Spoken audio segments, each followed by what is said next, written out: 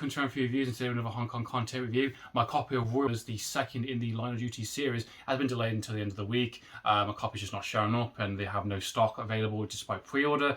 So very annoying, very irritating, but it gives me an opportunity to dive back into the collection and some of the back burner titles that I've been wanting to kind of check out and review for you guys. And today we're talking about On the Run, Yuen Biao, a very dark, very kind of stylized, neon kind of thriller, late 80s, very kind of brutal, gritty, very unforgiving, not for the faint of hearted, very much a specific kind of razor kind of 90-minute thriller that definitely is very divisive in kind of execution. It's definitely an interesting talking point for the many kind of undertones and the themes the film's going to go for. And this film surprised me a lot, and it came at the right time watching this. We're watching the internal affairs movies and some of the kind of more specific kind of, late 80s going into the 90s and obviously early 2000s kind of changing kind of, the Hong Kong attitude towards crime, law enforcement. And this one definitely hits the nail on the head.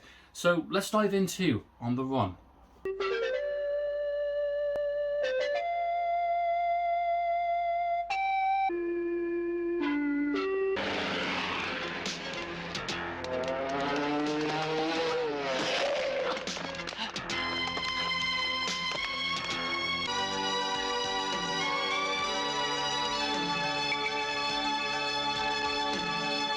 On the Run was released in 1998, directed by Amphlett Reviews, who's known for the Paper Marriage, wacky kind of Samuel Hong, Maggie Cheung kind of comedy, which I've not seen. I've heard many good things. And Her Fatal Ways kind of action series, I believe, police drama, procedural kind of movies. I think there's about 4 or 5 of those. I've heard of both of these franchises, or individual movies and franchise, but I've never seen any of these work prior to watch On the Run. Just down to the kind of the research on the kind of the booklet and going into the extras on the edition itself. He's mainly known for as a kind of comedic kind of background. He's a producer, he's an actor, obviously a director, but he's mainly known for kind of, comedy-based kind of material. So him doing something like On the Run was definitely very much kind of like touching upon the zeitgeist that was going on during the kind of late 80s within kind of Hong Kong kind of cinema and kind of the zeitgeist of what's in the air at the moment. And this definitely is a very appropriately kind of watched placement within kind of my kind of series at the moment. We're watching the police story movies and going to Internal Affairs and some of these kind of more kind of hard-hitting kind of dramas and kind of thrillers, especially with the Johnny To films. This is definitely another kind of puzzle piece, kind of another kind of, addition to that kind of moving kind of zeitgeist with the idea of kind of 1997 is around the corner. We've got a very different change of regime kind of thing. Hong Kong's going back to China, and there's a very kind of hopelessness, kind of, bleak kind of future, an uncertain future, and anxiety of what's yet to come. And that is wrapped around this kind of, super kind of neon thriller, brutal kind of, razor sharp kind of 90-minute thriller that is On the Run. And this film, I thought, was very, very good. I was pleasantly surprised at how much I enjoyed it. And I think I the film, I think the performances are fantastic. Yuen Biao definitely just gives it everything in this one. And he doesn't play the traditional kind of character that we kind of know and love that he does in the previous movies we've seen, especially with Talking Point with Viceman Commonwealth. He plays a struggling Hong Kong cop after the brutal murder of his wife. He's basically forced to go on the run and hiding after discovering a series of kind of corruption within the ranks, within the kind of special division units. And his only ally is a deadly assassin played by Pa Ha, who is the one who killed his wife, and they both have to avoid arrest and even death and kind of rely on each other as the film goes along. Very interesting kind of simple kind of premise. It's an 89-minute, 90-minute thriller, razor sharp, as mentioned already. And this is straight to the point, and I absolutely fucking love it. Something that the issues with Iceman Commonwealth, which is the film we did after this, which that is a bit of a tonally kind of inconsistent film with adding comedy. And this one doesn't suffer from those issues. It's very totally consistent from start to finish. It knows what kind of story it wants to tell. It knows what kind of shock factor it kind of wants to present. But all of it feels very kind of appropriate to the story. Nothing kind of feels there for the sake of being there. The kind of the anxiety, kind of fear nature that these characters are going through feels very appropriate. One of the things I would say definitely about the realistic, when people are getting shot, the injuries are definitely taking an impact. The characters are having like infection, they're in fever, they feel weak, they kind of thing. There's very realistic types of violence and action-based kind of moments in the film. They're very few and far between, but when they are, they hit like a ton of bricks. For one, for the characters that are being killed off, and two, for the kind of the brutal nature of it. It's so kind of nasty with kind of, you know, machetes and knives and kind of, you know, people throwing off kind of rooftops. It's kind of got that kind of aggressive kind of nature like Tiger Cage, where that film is more kind of glorifying and kind of being more of a kick-ass kind of holy shit kind of, you know, action thriller, bloodshed kind of movie. This one is approaching that type of idea, but not doing it in a glorified way. I would compare this to something like The Killer meets kind of, you know, Harrison Ford's The Fugitive, and a little bit of link between them in terms of the style, in terms of the tone, with nighttime sequences and the kind of the daytime, you know, neon kind of look to it kind of thing. And being the fact this film is mostly set within a couple of days from the initial incident of his wife being killed. You've got the very greedy, very corrupt kind of police unit that are trying to go after him, and because he knows too much. The highlights of the film is this really kind of interesting kind of dynamic between Yuen Biao's character and Patty Han's character, which is the deadly assassin. Funny enough though, the deadly assassin kick-ass woman, the actress who plays her, is fantastic. I think she definitely steals most of the film, but in a good way. I don't think it's a case of like, oh, she's stealing a lot like from Yuen Biao. She definitely is just like a really good presence on screen, and she definitely is the most capable, the most kind of, you know, strong-willed kind of character throughout from start to finish. She is the most least they kind of gain throughout the entire thing. She is, came over to Hong Kong, the mainlands, from the Golden Triangle, which is, you know, based in Thailand, and she's there to do a job. She assassinates Yuen Biao's wife, and then she's meant to go back. But a series of events have kind of caught her up within the kind of the drama that Yuen Biao kind of has presented, and the kind of the little daughter, the little lamb, which is known, and she kind of gets invested in that kind of little bit of drama. But she is really badass and really cool. She can fire really well, like this constant feeling like she can shoot between the eyes, shoot between the glasses. Her aim is definitely very precise. She has the highest body count in the entire film, where Yuen Biao's character is, even though he is the main lead of the film, he's definitely a lot more emotional. He's definitely a lot more kind of, you know, shaken. He's definitely a lot more kind of anxiety or kind of wounded, down to being shot a few times and down to the kind of where the film goes kind of thing. He's definitely, his prime concern, his more kind of worry is getting his little girl out of this kind of situation, and her focus is basically trying to get back because she doesn't want to be in Hong Kong anymore, and she gets invested in the little kind of,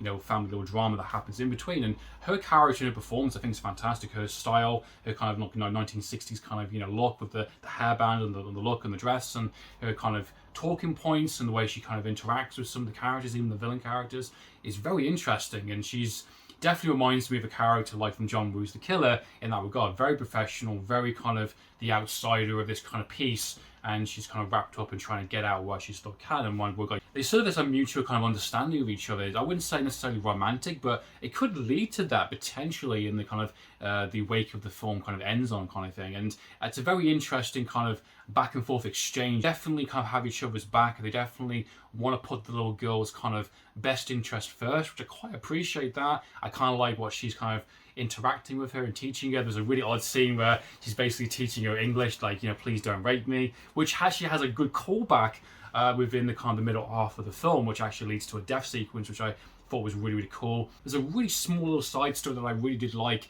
with him asking two of his kind of colleagues, his kind of, you know, cop friends, to basically investigate for him and trying to find out some evidence and to kind of get some proof against his kind of superintendent chief, who's organising the kind of the hit against him. And there's a really good little mini side story with them where they're kind of interviewing kind of a few associates, and they kind of infiltrate his apartment, the police chief's apartment, and that's a really nice little substance. And as mentioned before, the violence and the brutality of the film is definitely not for the faint-hearted. Surprising characters do get killed off. There's a lot of bloodshed in the film. There's a lot of nasty kind of like, you know, mean-spirited kind of nature towards the film, but adds also to the consistency of that type of story, with the undertones as well, with the idea of kind of, you know, 1997 is around the corner. You've got this definitely very uncertain future. You've got a different kind of regime kind of with, you know, with China taking over, and the motivation that happens between the villains, as revealed within the third act, without going into too much detail, is absolutely fucking a joke in the best possible way in terms of his motivation, but it makes sense to the overall kind of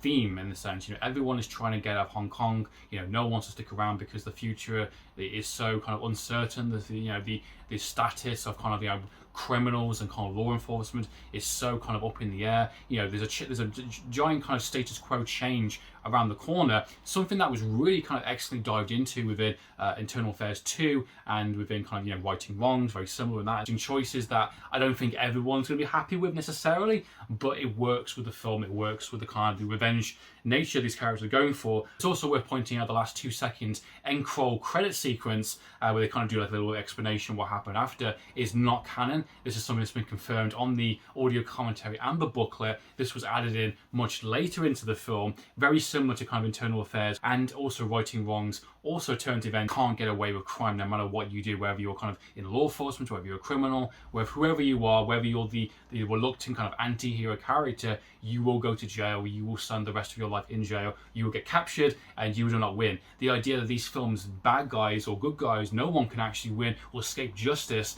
is very kind of forced.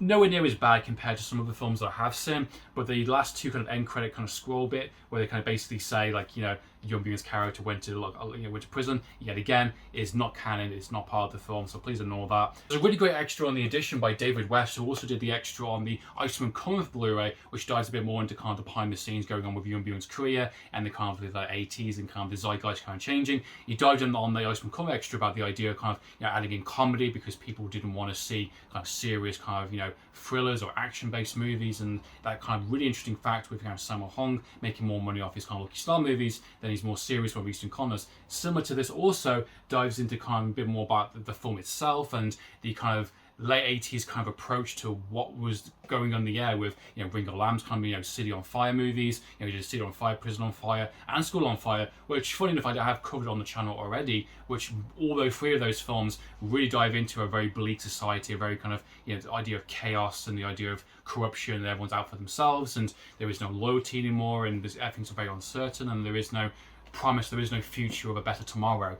Those films, Ring of Lamb movies, are very much on the pulse of that time, and definitely something that I think is not as easily accessible compared to some of these other ones within his career. Didn't want to see these types of movies, and I can see why this film bombed at the time. I can see why it wasn't well received, because it was too much of a reminder, it was too much on the pulse of what was happening and what everyone was feeling. People wanted to be distracted by kind of Lucky Star movies, to, you know, silly kind of comedies. This definitely falls into that kind of puzzle piece kind of, you know, placement that I kind of mentioned during the start of the review that On the Run's trying to go for, and I think it works within that kind of mindset thinking. Overall, On the Run, I think, is a nice, surprising kind of hidden gem movie. It's a fantastic performance by Yuen Biao, definitely one of my favourites. Definitely would say within the top 3, maybe top 4 of my favourite kind of performances by him. I think he really plays a very interesting character, and I really like his kind of character journey, despite how nasty and predictable where he goes, absolutely for sure. But I like where he goes from start to finish, and I like the kind of the realism nature of kind of his injuries, his kind of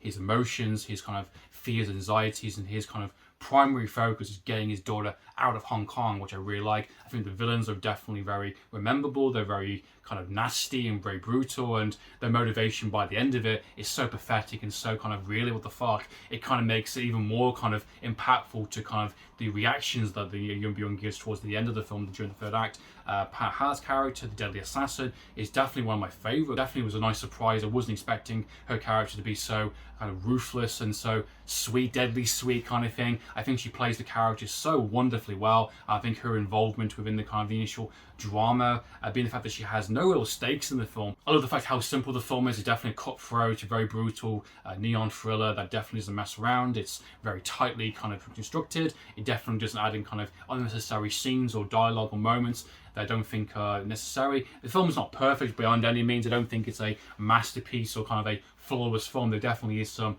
stuff in there that probably could have done a little better, maybe could. But regardless of that, I definitely think it offers something quite unique for an audience member. As long as you don't expect kind of a martial arts kind of throwdown, if you don't expect a bloodshed, non-stop, you know, action-based film, because this is none of those things. This is definitely a much more of a thriller. That's my thoughts and opinions on The Run. Please comment down below. What are your thoughts and opinions, guys? What is your favourite Yuen Biao kind of performance? What is your most underrated kind of Yuen Biao kind of film? Love to know your thoughts and opinions, guys. Please comment down below. So in the meantime, Amphlett Reviews, signing out.